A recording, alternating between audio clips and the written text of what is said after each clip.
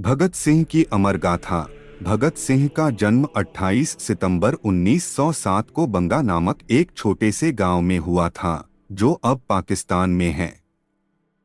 वह बचपन से ही देशभक्ति और बलिदान की कहानियों से बहुत प्रभावित थे। 1919 के जलियांवाला बाग हत्याकांड ने भगत सिंह पर अमिट प्रभाव छोड़ा। ब्रिटिश राज की क्रूरता को देखकर उनमें स्वतंत्रता की इच्छा जागृत हुई।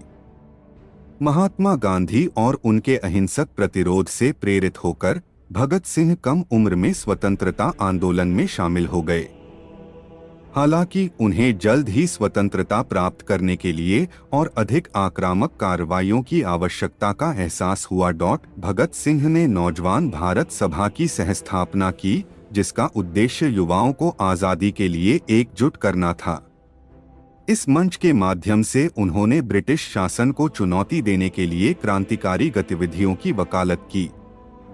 1929 में एक ब्रिटिश पुलिस अधिकारी की हत्या के बाद भगत सिंह और उनके साथियों को लाहौर षड्यंत्र मामले में फंसाया गया था। आसन्न मृत्यु का सामना करने के बावजूद वे स्वतंत्रता के प्रति अपनी प्रतिबद्धता पर दृढ़ रहे।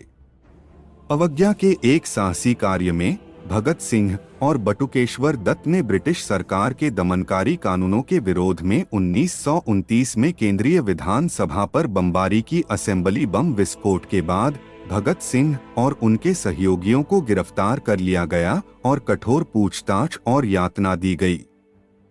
अत्याचार सहने के बावजूद वे इस उद्देश्य के प्रति अपनी प्रतिबद्धता पर दृढ़ रहे।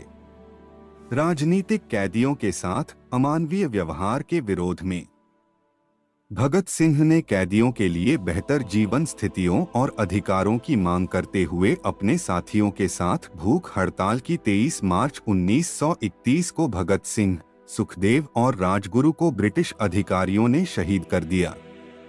उनके बलिदान ने क्रांति की ऐसी लौ जलाई जो स्वतंत्रता सेनानियों की पीढ़ियों को प्रेरित करती रही। भगत सिंह की विरासत आज भी लाखों लोगों के दिलों में जीवित है। वह साहस, बलिदान और स्वतंत्रता और न्याय के आदर्शों के प्रति अटूट प्रतिबद्धता का प्रतीक बने हुए हैं। भगत सिंह का जीवन भले ही छोटा हो गया हो, लेकिन उनकी विरासत अनगिनत व्यक्तियों को एक बेहतर और न्यायपूर्ण समाज के लिए प्रयास करने के लिए प्रेरित करती रहेगी। आइए हम आजाद भारत का सपना देखने का साहस करने वाले क्रांतिकारी शहीद भगत सिंह की अमर गाथा को कभी न भूलें।